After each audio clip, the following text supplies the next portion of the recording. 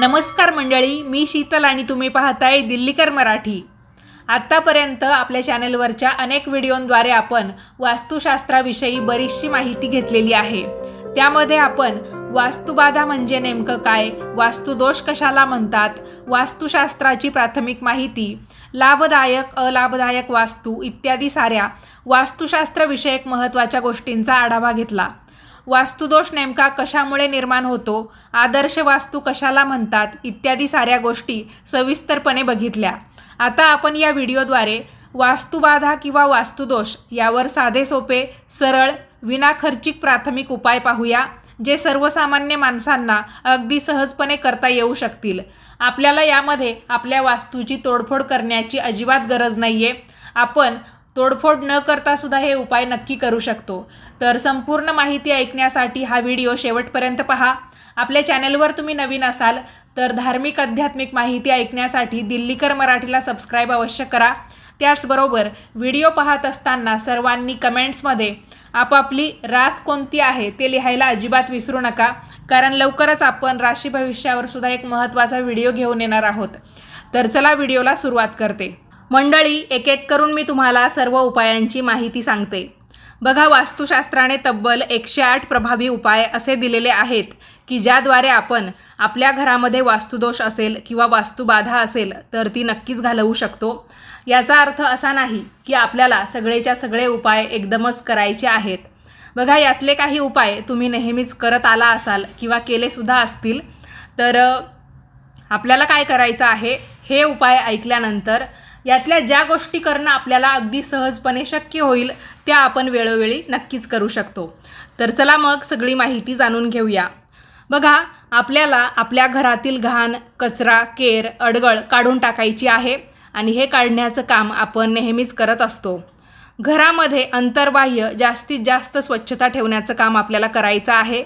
त्याचबरोबर आपल्या कुलदेवाचं किंवा कुलदेवीचं रोज न चुकता आपल्याला स्मरण करायचं आहे, किंवा आपण त्यांच्या नावाने उपवास देखील धरू शकतो। जसं की आपले कुलदेव जर जेजुरीचे खंडेराय असतील तर आपण त्यांच्या नावचा उपवास दर रविवारी करू शकतो।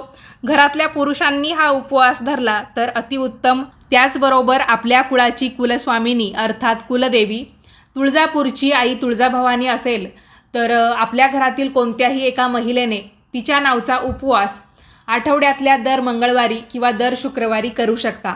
आता हे मी तुम्हाला फक्त उदाहरण सांगितलं की आपल्या कुळाचे कुलदेव समजा जेजुरीचे खंडेराय असतील किंवा कुलस्वामिनी तुळजापूरची आई तुळजाभवानी असेल, तर याच्या व्यतिरिक्त तुमच्या कुळाचे कुलस्वामी अन्य कोणतेही देव असतील किंवा कुलस्वामिनी अन्य कोणतीही देवी असेल तर त्यांचा जो कोणता वार असेल त्या वारी तुम्ही उपवास करू शकता।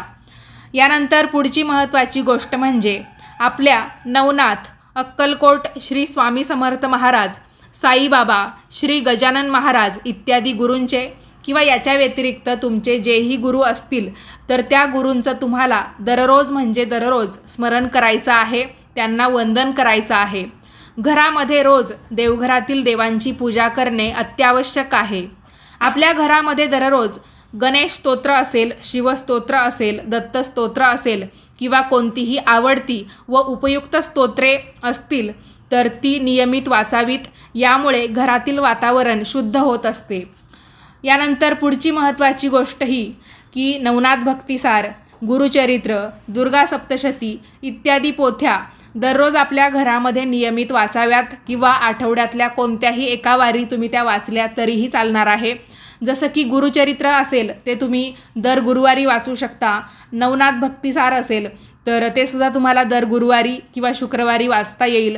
दुर्गा सप्तशती असेल तर दुर्गा सप्तशतीमधला कोणताही एक अध्याय किंवा तुम्हाला जेवढं या दुर्गा सप्तशतीचं वाचन करणं शक्य होईल तेवढं तुम्ही दर मंगळवारी किंवा दर शुक्रवारी करू शकता। यामुळे काय होतं, आपल्या घरातल्या बाधा दूर होतात, बाधेचा नाश होतो। घरामध्ये वर्षातून एकदा उदक शांती विधी करावा। सत्यनारायणाची पूजा दरवर्षी किंवा 2-3 वर्षांनी करावी, किंवा तुम्हाला दर पौर्णिमेला आपल्या घरामध्ये सत्यनारायण करणं शक्य होत असेल तर तुम्ही ते अवश्य करू शकता। घरामध्ये दररोज गोमूत्र शिंपडावे किंवा गुलाबजल तुम्ही शिंपडू शकता। रात्री दिवे लागणीच्या वेळेस आपल्या घरामध्ये लक्ष्मीचे आगमन व्हावे यासाठी घराचे दार, खिडक्या व प्रमुख प्रवेशद्वार उघडे करून ठेवावे. घराच्या बाहेर नित्य सडा रांगोळी काढावी. घराच्या बाहेर एक तूप किंवा तेलाचा दिवा दररोज न विसरता लावावा. धार्मिक ग्रंथातील ओव्या आपल्या घरामध्ये रोज मोठ्याने म्हणाव्यात. यामुळे वातावरण शुद्ध होते. विविध प्रकारचे मंत्र आपल्या वास्तूमध्ये रोज मोठ्याने म्हणावेत. त्यामुळे घरातील नकारात्मक शक्ती घरातून बाहेर जाते. आपल्या घरात दिवे लागणीच्या वेळेला दररोज धूप लावावा. या धूप जाळण्याने हवेतील जीवजंतू नष्ट होतात. घरामध्ये रोज सकाळ संध्याकाळ प्रत्येकी 2-2 सुगंधित अशा उदबत्त्या लावाव्यात. यामुळे घरातील वातावरण प्रसन्न होते. घरामध्ये रोज दिवे लागणीच्या वेळेस गुलाब पाणी शिंपडावे. आपल्या वास्तूमध्ये नियमित वेदमंत्रांचा घोष करावा. हे वेदमंत्र घरातील वातावरण पवित्र ठेवतात. घरातील कर्त्या व्यक्तीने नियमित स्वरूपामध्ये व जमेल तेवढी आपल्याला आवडणारी उपासना आपल्या घरामध्ये रोज करावी. आठवड्यातून किमान 2दा आपल्या घरात हिंगाचे पाणी घरभर शिंपडावे. यामुळे आपल्या घराचे शुद्धीकरण व्हायला मदत होते. कारण वास्तुशास्त्राच्या दृष्टीने हिंग हे शुद्धिवर्धक मानले गेलेले आहे. यानंतर पुढची महत्त्वाची गोष्ट किंवा पुढचा उपाय, आपल्या घराच्या प्रमुख प्रवेशद्वारावर स्वस्तिक चिन्ह लावावे. स्वस्तिक हे चिन्ह अतिशय शुभ चिन्ह असून हे चिन्ह आपल्या घराच्या प्रमुख प्रवेशद्वारावर लावल्यास आपल्या वास्तूमध्ये शुद्ध म्हणजेच सात्विक लहरी प्रवाहित होण्यास सहाय्य होऊ शकेल. याच्या व्यतिरिक्त तुम्ही तुमच्या घराच्या मुख्य दरवाजावर ओम किंवा श्रीचं चिन्ह लावलं तरीही चालेल. ओम आणि श्रीची चिन्हे आपल्या वास्तूतील संपूर्ण वातावरण मंगलमय व शुभ करत असतात. ही चिन्हे आपल्या घराच्या प्रमुख प्रवेशद्वारावर आपण हमखास लावावीत. घराच्या प्रमुख प्रवेशद्वारावर म्हणजे घराच्या मुख्य दरवाजावर गणपतीची छोटी तस्वीर म्हणजेच फ्रेम लावावी. तुम्ही मूर्ती स्वरूपात सुद्धा गणपती बाप्पा लावू शकतात. गणपतीच्या फोटोमुळे घरात दुष्टशक्ती शिरकाव करत नाही. आपल्या घराच्या मुख्य प्रवेशद्वारावर लक्ष्मीची छोटीशी तसबीर लावावी. ही छोटीशी तसबीर लावल्यामुळे आपल्या वास्तूमध्ये सतत लक्ष्मीचे आगमन व वास राहतो. आठवड्यातून एकदा तरी आपल्या घरावरून मीठ ओवाळून टाकावे. मीठ हे घरातील दृष्ट आणि नकारात्मक शक्ती नष्ट करण्याचं काम करतं. घरामध्ये वास्तुदोष असल्यास सलग 6 महिने आठवड्यातून 2 दिवस म्हणजे 6 महिन्यांसाठी आठवड्यातले कोणतेही 2 दिवस तुम्ही निवडू शकता आणि त्या दिवशी पिवळी मोहरी उशाखाली ठेवून झोपावे. घरातील प्रमुख व्यक्तीने आपल्या उशाखाली ही पिवळी मोहरी ठेवून झोपायचं आहे. नंतर ती घरावरून 3दा ओवाळून घराबाहेर फेकून द्यायचं आहे. म्हणजे बघा, तुम्हाला 6 महिन्यांसाठी आठवड्यातले कोणतेही 2 वार निवडायचे आहे. जसं की तुम्ही मंगळवार आणि गुरुवार हे 2 दिवस निवडले तर त्या दिवशी आपल्या घरातल्या प्रमुख व्यक्तीने, ज्याला आपण घरातली कर्ती स्त्री किंवा कर्ता पुरुष म्हणून ओळखतो, तर त्यांनी काय करायचं, दर मंगळवारी आणि दर गुरुवारी हे वार मी तुम्हाला उदाहरणासाठी सांगितलेले आहे. याच्या व्यतिरिक्त तुम्ही आठवड्यातल्या 7 वारांपैकी कोणतेही 2 वार तुमच्या सोयीने निवडले तरीही चालतील. मग आता समजा तुम्ही मंगळवारचा दिवस निवडला तर मंगळवारी रात्री झोपताना काय करायचं, तुमच्या उशीखाली तुम्ही एका कापडामध्ये पिवळी मोहरी ठेवून, म्हणजे त्या कापडामध्ये ती पिवळी मोहरी बांधायची आणि उशीखाली ती ठेवून द्यायची. त्याच्यानंतर दुसऱ्या दिवशी म्हणजे बुधवारी सकाळी तुम्ही उठाल तर तुम्हाला काय करायचं आहे, आंघोळ करण्याच्या अगोदरच तुमच्या घराच्या बाहेर जायचं आहे. म्हणजे घराचा जो मेन डोअर किंवा मुख्य दरवाजा ज्याला आपण म्हणतो, तर त्याच्या बाहेर जाऊन उभं राहायचं आहे आणि ती मोहरी तुमच्या हातामध्ये घेऊन तुम्हाला दरवाजाच्या वरच्या चौकटीपासून खाली उंबरठ्यापर्यंत अशी 3दा नजर उतरवल्यासारखी करायची आहे. जसं आपण अमावस्येच्या वेळेस नारळ घरावरून ओवाळून टाकत असतो किंवा उतरवून टाकत असतो, त्याच पद्धतीने ही मोहरीसुद्धा तुम्हाला मग बुधवारच्या दिवशी सकाळी उठल्यानंतर आंघोळीच्या आधीच 3दा उतरवून टाकायची आहे आणि नंतर फेकून द्यायची आहे. त्यानंतर तुम्ही आंघोळ करू शकता. त्याच पद्धतीने तुम्ही गुरुवारी रात्रीसुद्धा हाच प्रयोग करायचा आणि शुक्रवारी उठल्यानंतर 3दा घरावरून ती मोहरी उतरवून टाकायची आणि फेकून द्यायची. आता मंगळवार आणि गुरुवार मी तुम्हाला एक उदाहरणासाठी वार सांगितले. मग बुधवारी आणि शुक्रवारी उठल्यानंतर तुम्हाला ती मोहरी घरावरून उतरवून टाकता येईल. त्याच पद्धतीने तुम्ही तुमच्या सोयीनुसार कोणतेही 2 वार निवडा आणि त्या दिवशी हा उपाय करा. यानंतर पुढचा उपाय म्हणजे रोज आपल्या घरावरून थोडेसे मिश्र धान्य ओवाळून पक्ष्यांना खायला द्यावे. त्यामुळे पक्षी आशीर्वाद देतात आणि यामुळे गृहबाधा जाते. तर आपल्या घरामध्ये बऱ्याच वेळा आपण वेगवेगळ्या प्रकारचं धान्य ठेवत असतो. त्यामध्ये समजा तांदूळ असतील, तांदूळ पाखडून घेतल्यानंतर त्याची जी कणी असते किंवा बारीक बारीक ज्या कण्या असतात त्या आपण बऱ्याच वेळा भात करण्यासाठी वापरत नाही. तर अशा कण्यांचा वापर तुम्ही पक्ष्यांना खाऊ घालण्यासाठी करू शकता. मग त्या कण्या तुम्ही तुमच्या हाताच्या मुठीत घेऊ शकता आणि घरावरून उतरवून तुम्ही हे धान्य टाकलं आणि नंतर ते पक्ष्यांना खाऊ घातलं तर यामुळे सुद्धा पशुपक्ष्यांचा म्हणजे या पक्ष्यांचा आशीर्वाद थोडक्यात आपल्याला मिळतो आणि यामुळे आपल्या घराची गृहबाधा नष्ट होते, कारण आपण एका मुक्या जीवाला अन्न खाऊ घालण्याचं काम केलेलं आहे. याच्यानंतर पुढचा उपाय, दररोज थोडीशी साखर आपल्या घरावरून ओवाळून मुंग्यांना खायला द्यावी. यामुळे मुंग्या संतुष्ट होतात आणि आशीर्वाद देतात. ज्याप्रमाणे मी तुम्हाला पक्ष्यांना धान्य खाऊ घालण्याचा उपाय सांगितला त्याच पद्धतीने आपण मुंग्यांसाठी साखरसुद्धा खाऊ घालू शकतो आणि यामुळे सुद्धा त्या मुंग्या ज्या आहेत त्यांचं पोट भरतं, त्या संतुष्ट होतात आणि त्या आपल्याला कळत नकळत का होईना आशीर्वाद देतात आणि या मुक्या जीवांचे आशीर्वाद आपल्याला खरंच खूप कामात येतात. यानंतर पुढचा उपाय आहे जो तुम्हाला मंगळवारी करता येणार आहे. तर दर मंगळवारी घरातील कर्त्या पुरुषाने आपल्या घरावरून व घरातील सर्व सदस्यांवरून भेंडी ओवाळून घराच्या बाहेर फेकून द्यावी. त्यामुळे घरातील इडापिडा जाते. आपण जी भेंडीची भाजी करतो ना, तर ती एक भेंडी तुम्ही तुमच्या हातात घ्यायची आहे आणि तुमच्या घरावरून आणि घरातल्या व्यक्तींवरून ओवाळून घराच्या बाहेर फेकून द्यायची आहे आणि मंगळवारी तुम्हाला हा उपाय करायचा आहे, हे लक्षात ठेवा. त्याचबरोबर पुढचा उपाय असा आहे, आपल्या कुलदेव किंवा कुलदेवी यांचा ज्या दिवशी वार असेल त्या दिवशी घरामध्ये अखंड नंदादीप तेवत ठेवावा. नंदादीपाचा प्रकाश हा अत्यंतिक शुभ असून तो आपल्या घरामध्ये सात्विक म्हणजे शुद्ध वातावरणाची निर्मिती करत असतो. तर मंगळवार, शुक्रवार, रविवार जो तुमच्या कुलदेवीचा किंवा कुलदेवाचा वार असेल तर त्या दिवशी तुम्हाला अखंड दिवा तुमच्या घरामध्ये लावायचा आहे. त्यातल्या त्यात तुमच्याकडे नंदादीप असेल तर तोच लावण्याचं काम तुम्ही करायचं आहे. याच्यानंतर पुढचा उपाय, आपल्या घरामध्ये आपल्या कुलदेवाचे किंवा कुलदेवीचे दररोज सकाळ संध्याकाळ 11 वेळा मोठ्याने नामस्मरण करायचे आहे. घरात देवाजवळ दररोज तुपाचा दिवा संध्याकाळी दिवे लागणीच्या वेळी तेवत ठेवावा. तुपाचा दिवा शुभ आणि मंगल असतो. यानंतर पुढचा उपाय, रोज घरावरून ओवाळून चिमूटभर मीठ आणि साखर यांचे मिश्रण घराबाहेर टाकावे. वास्तुदोषावर हा अत्यंत प्रभावी असा उपाय आहे. घराच्या हॉलमध्ये दररोज छोटी तिळाच्या तेलाची पंती लावावी. त्यामुळे आपला नित्य वावर असलेला हॉल आणि दिवाणखाना, म्हणजे हॉललाच आपण दिवाणखाना असंही म्हणतो, तर नित्य वावरत असलेला आपला हॉल किंवा दिवाणखाना यामुळे शुद्ध तसेच मंगलमय होतो. आपल्या घरामध्ये एक छोटीशी कुंडी ठेवून तिच्यामध्ये तुळशीचे रोप लावावे. तुळस ही देववनस्पती व आरोग्यदायी असून ती घरातली नकारात्मक शक्ती नष्ट करून हवा शुद्ध तसेच खेळती ठेवते. या तुळशीला घरातील कर्त्या महिलेने दररोज शुद्ध पाणी घालावे. हे अतिशय उत्तम मानले जाते.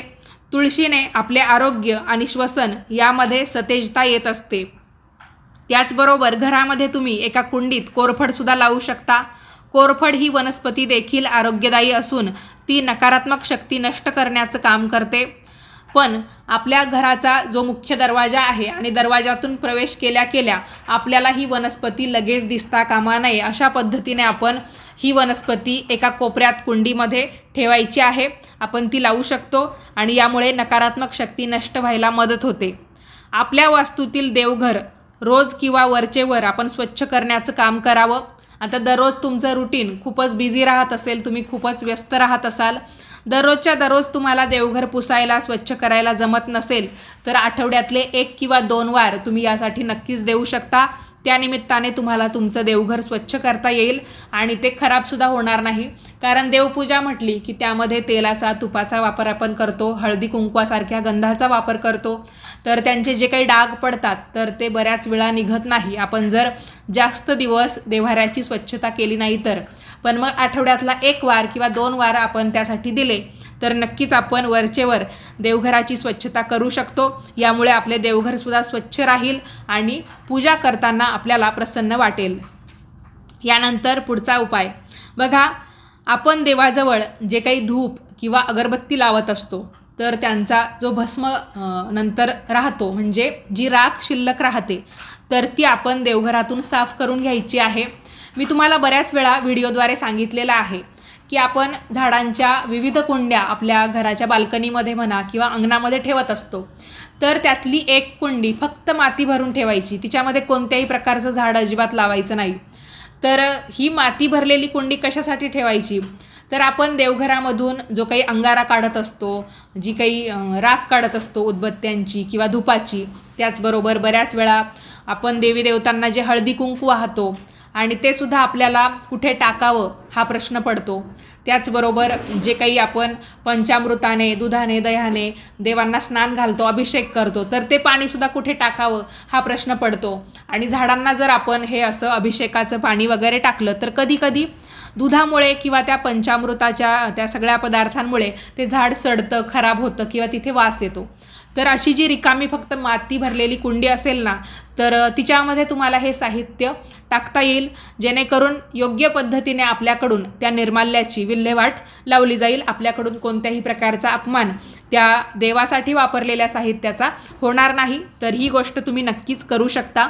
आपल्याला कोणत्याही प्रकारचे दोष यामुळे लागणार नाही. त्याचबरोबर घरात देव्हाऱ्यातील निर्माल्य आपल्याला जास्त दिवस साठवून ठेवायचं नाही आहे. निर्माल्य हे दर 15 दिवस किंवा 1 महिन्याने विसर्जित करावे. आता इथे जरी असे सांगितलेले असेल तरी पण मी तुम्हाला जो कुंडीचा पर्याय दिला, तर मग पूजा झाली की दुसऱ्या दिवशी आपण पूजा काढतो किंवा संध्याकाळी पूजा काढून घेत असतो, तर लगेच तुम्ही ते निर्माल्य तिथे टाकून ठेवू शकता. घरामध्ये जास्त फुटक्या तुटक्या जुनाट वस्तू ठेवू नयेत, तर त्या लगेच टाकून द्याव्यात. जुनाट वस्तू घरामध्ये साठवून ठेवल्यामुळे आपल्या घरामध्ये नकारात्मक ऊर्जा तयार होत असते. त्यामुळेच घरामध्ये अडगळ ठेवू नये, ती लगेच काढून टाकावी. आपले घर जास्तीत जास्त मोकळे ठेवण्याचा आपण नेहमी प्रयत्न करावा. काही जणींना सवय असते की घरामध्ये भरपूर वस्तू त्या ठेवत असतात. काही वस्तूंची आपल्याला गरजही नसते किंवा सजावट करायची म्हणून खूप साऱ्या वस्तूंची खरेदी ही अधूनमधून होत असते. पण आपलं घर जेवढं मोकळं राहील तेवढंच आपल्याला आवरायलाही सोपं होईल आणि आपल्याकडून त्यांची स्वच्छतासुद्धा वरचे वर योग्य वेळी होत राहील. आपण खूप जास्त सामान आपल्या घरामध्ये ठेवू तर आपल्याला 2-4 दिवस मजा येते किंवा चांगलं वाटतं की माझं घर खूपच सजवलेलं आहे मी. पण आपण काय करतो, जसजसे दिवस पुढे जातात, जसजशी ती वस्तू कायमची आपल्या डोळ्यासमोर येते आणि आपण तिला साफ करण्याचा कंटाळा करतो किंवा आपल्या ते जीवावर येतं. त्यामुळे खूप जास्त वस्तू घरामध्ये ठेवण्याचा प्रयत्न करू नका. जेवढ्या आपल्यासाठी जीवनावश्यक आहे किंवा जेवढ्या आपल्याला पाहिजे आहेत तेवढ्याच आपण ठेवाव्यात, जेणेकरून घरामध्ये कोणत्याही प्रकारची अडगळ होणार नाही आणि नकारात्मकतेला जागाच उरणार नाही. घरामध्ये असलेले घड्याळ नेहमी चालू स्थितीमध्ये असावे. घरामध्ये बंद पडलेले घड्याळ ठेवू नये, यामुळे आपली प्रगती मंदावते. त्यामुळे तुमच्या घरामध्ये सुद्धा बंद पडलेलं घड्याळ असेल तर वेळीच त्याला सेल टाका आणि जर तुम्हाला ते ठेवायचं नसेल तर तुम्ही ते फेकून द्या. पण बंद पडलेलं घड्याळ आपल्या घरामध्ये ठेवू नये. यानंतर पुढचा उपाय दिलेला आहे अमावस्या किंवा पौर्णिमा या तिथीसाठी. तर यापैकी तुम्हाला जी तिथी वाटेल ती तुम्ही निवडू शकता. एकतर पौर्णिमा निवडा किंवा एकतर अमावस्या. तर मग दर पौर्णिमेला किंवा दर अमावस्येला तुम्ही काय करायचं आहे, तुमच्या घरावरून एक नारळ ओवाळून लांब दूर घराबाहेर टाकून द्यावा. हा नारळ 7 वेळा घरावरून ओवाळावा. त्यामुळे वास्तुबाधा दूर व्हायला मदत होते. यानंतर पुढचा उपाय, पितृदोषामुळे घरामध्ये वास्तुसौख्य नसल्यास घरावरून एक पोळी किंवा भाकरी ओवाळून ती कुत्र्याला आपल्याला खाऊ घालायची आहे किंवा पक्ष्यांना गव्हाच्या पिठाचे गोळे खायला दिल्यास गृहसौख्यास बाधा असेल तरी ती बाधा जाते. घराच्या उंबऱ्यावरून दर सोमवारी नारळ ओवाळून तो शिवमंदिरामध्ये नेऊन ठेवावा. यामुळे सुद्धा वास्तुदोष जातो. याच्यानंतरचा पुढचा उपायसुद्धा अतिशय महत्त्वपूर्ण आहे, प्रभावी असा आहे. आणि हा उपाय आपण कशासाठी करू शकतो, तर आपल्या घरातली इडापिडा कायमची घालवण्यासाठी म्हणून. फक्त उपाय करताना आपल्याला तो विश्वास ठेवून करायचा आहे आणि तुम्हाला या उपायाचा 100% अनुभव येणार आहे की इडापिडा कायमची नष्ट होते आणि आपली त्यातून सुटकासुद्धा होते. तर उपाय करण्यासाठी आपल्याला शनिवारचा दिवस निवडावा लागेल. एकूण 11 शनिवार सलग आपल्याला हा उपाय करावा लागणार आहे। महिन्यातल्या कोणत्याही शनिवारी सुरुवात करा, पण एकदा की सुरुवात केली की 11 शनिवार होईपर्यंत तुम्हाला हा उपाय करत राहायचा आहे। तर उपाय करण्यासाठी तुम्हाला एक वस्तू लागेल, ती म्हणजे कांस्य या धातूची वाटी किंवा सामान्यपणे आपण काशाची वाटी असंही त्याला म्हणतो। तर या कांस्याच्या वाटीमध्ये आपल्याला दर शनिवारी तेल टाकायचं आहे। संध्याकाळच्या वेळेस आपण हा उपाय करायचा, साधारणतः 6 वाजेच्या दरम्यान किंवा सूर्य मावळायच्या वेळेला। तर या काशाच्या वाटीमध्ये गोडे तेल टाकायचं आणि ही वाटी आपल्या घरावरून 21 वेळा ओवाळायची आहे, उतरवायची आहे। त्यानंतर या वाटीमध्ये आपल्या घरातल्या सगळ्या व्यक्तींनी आपलं तोंड पाहायचं आहे, म्हणजे त्या तेलामध्ये आपल्या घरातील सगळ्या व्यक्तींनी आपले चेहरे पाहायचे। त्यानंतर या वाटीतलं तेल आपण मारुतीच्या मंदिरामध्ये जाऊन तिथे एक दिवा लावू शकतो या तेलाचा, किंवा आपल्या घरीच देवपूजेचा जो दिवा असतो तर त्या दिव्यामध्ये आपण हे तेल ओतून तो दिवा प्रज्वलित करून देऊ शकतो। यामुळे आपल्या घरातील इडापिडा नष्ट व्हायला मदत होते। आता सुखी वास्तूसाठी मी तुम्हाला काही उपाय सांगते। घरामध्ये मोठ्या आवाजात अजिबात बोलू नये। संकटकाळी डोके शांत ठेवावे, म्हणजे योग्य मार्ग निघतो। घरामध्ये सामंजस्याने वागावे, म्हणजे एकमेकांना समजून उमजून घेऊन वागावे। आपापसामध्ये हेवे दावे करू नयेत। प्रॉपर्टीसाठी वाद घालू नयेत। नामस्मरणावर भर द्यावा। ध्यानधारणा नियमित करावी। शरीर आणि मन यांचे आरोग्य नीट ठेवावे। आपल्या घरातील शांततेवर आपले वास्तुसौख्य पूर्णपणे अवलंबून असते, हे लक्षात ठेवावे। घरामध्ये शापवाणी उच्चारू नये। घरातील सदस्यांवर नेहमी प्रेम करावे। अडचणीत एकमेकांना मदत करावी। एकमेकांच्या प्रती घरामध्ये आदर ठेवावा। कुणाचाही अपमान करू नये, किंवा एखादी गोष्ट एकमेकांची पटली नाही तर शांतपणे समजून सांगण्याचा प्रयत्न करावा। घरामध्ये ताजे आणि साधे अन्न ग्रहण करावे। दर गुरुवारी आपल्या घरावरून गूळ ओवाळून टाकावा। या उपायामुळे घरातील वास्तुदोष नष्ट होतो। तो गूळ तुम्ही पक्ष्यांना किंवा मुंग्यांना खाऊ घालू शकता। नवीन घर, नवीन फ्लॅट, बंगला, प्लॉट, शेतीची जागा होताना किंवा त्यावर कोणतेही बांधकाम करण्यापूर्वी कोरफडीचा तुकडा पुरून त्यावर हळदी कुंकू वाहावे, त्यामुळे तेथील वास्तुबाधा नष्ट होते। तसेच सूर्यास्ताच्या वेळी हिंग, काळे तीळ, काळे उडीद आणि दर्भ घरावरून 7 वेळा ओवाळून टाकावेत। आठवड्यातून किमान एक अशा प्रकारे 7 वेळा हा उपाय करावा, यामुळे सुद्धा वास्तुबाधा नष्ट होते। गृहबाधा नष्ट करण्यासाठी गणेश चतुर्थीचे व्रत करावे। महाशिवरात्रीचा उपवास करावा। शनिवारचा उपवास करावा। एकूण 41 शनिवार तुम्ही त्यासाठी करू शकता। तसेच आषाढी एकादशीचा उपवाससुद्धा फलदायी ठरतो। कृष्णाष्टमीचा म्हणजे जी जन्माष्टमी असते तिचा उपवास करावा। रामनवमीचा उपवास करावा। तर यापैकी तुम्हाला जेवढे उपवास करता येतील तेवढे करा। चांगल्या वास्तू लाभासाठी काही उपाय सांगते। दोषविरहित चांगली वास्तू लाभण्यासाठी पुढील उपाय तुम्ही करू शकता। तर गणपतीचे नियमित पूजन करावे। मंगळ हा भूमीचा पुत्र असून भूमिकारक आहे। भूमीचे सौख्य हे मंगळावरून बघतात। चांगल्या वास्तूसाठी मंगळवारी भूमिपुत्र मंगळाची उपासना करावी। मंगळवारी उपवास करावा। एक वेळ उपवास करावा, म्हणजे सकाळी उपवास करावा, दिवसभर आपण हा उपवास धरायचा असतो आणि रात्री भोजन करावे। दर मंगळवारी गणपतीच्या मंदिरामध्ये जाऊन दर्शन घ्यावे व वास्तूसाठी गणपती बाप्पांकडे साकडे घालावे। त्यासाठी घरच्या घरी जरी तुम्ही हा उपाय केला तरीही चालणार आहे। संकष्टी चतुर्थीचा उपवास धरावा। 41 बुधवार गणपतीला पिवळे फूल वाहावे। गणपती हा बुधवारी विष्णू स्वरूपात असतो। या उपायामुळे चांगली व लाभदायक वास्तू तयार होते। तर मंडळी, हे होते वास्तुदोष तसेच वास्तुबाधा निवारक तब्बल 108 असे प्रभावी उपाय। तुम्हाला यातले जेवढे जमतील तेवढे उपाय अवश्य करत राहा, फायदाच होईल। तुम्हाला हा व्हिडिओ यातली माहिती कशी वाटली ते मला कमेंट करून नक्की कळवा। आपण भेटूयात पुढच्याच नवीन व्हिडिओमध्ये। तोपर्यंत सर्वांनी आपापली काळजी घ्या। व्हिडिओ आवडला असेल तर लाईक करा, जास्तीत जास्त लोकांना पाठवा आणि याच पद्धतीचे नवनवीन माहितीचे धार्मिक आध्यात्मिक व्हिडिओ नेहमीच पाहण्यासाठी आजच आपल्या दिल्लीकर मराठी या यूट्यूब वाहिनीला सबस्क्राईब करा। वेळात वेळ काढून व्हिडिओ पाहिला, माहिती ऐकली त्याबद्दल तुम्हा सर्वांचे खूप खूप धन्यवाद।